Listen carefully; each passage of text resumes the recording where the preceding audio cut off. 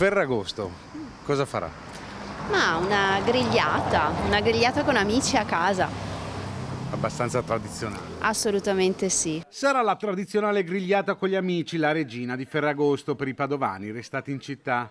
Chi ha scelto o è costretto a restare a Padova sceglierà di trascorrere con amici e familiari attorno a una tavola il 15 agosto. Chi resterà potrà anche optare tra i poco più di 500 ristoranti dei circa 1000 in attività aperti in tutta la provincia, come conferma l'app per voce della sua presidente Federica Luni.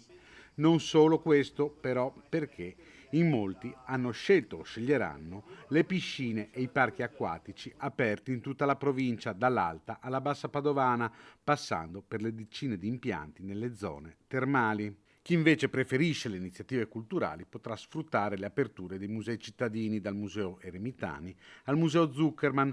Per i padovani di città e provincia, ad esclusione della Cappella degli Scrovegni, le visite saranno gratuite anche a Palazzo della Ragione, e la sera per tutti torna la tradizionale festa in Prato della Valle, con lo spettacolo organizzato dal comune con artisti come Jake La Furia dei Club Dogo, il leggendario Tony Esposito e le nuove leve come la vincitrice di Amici 2023 Sara. Alle 11:30 poi i fuochi silenziosi, che da qualche anno hanno sostituito i classici botti. Troppo caldo per muoversi a casa, insomma c'è il conforto che serve, si sta lì. E la sera magari in Prato della Valle a vedere i fuochi? Ma può darsi, sì. Io abito via Michele San Micheli, dunque anche se non ci vado li sento, e una volta li vedevo addirittura tutti, adesso sempre meno, perché hanno cominciato a costruire insomma palazzi davanti, penso di andarci.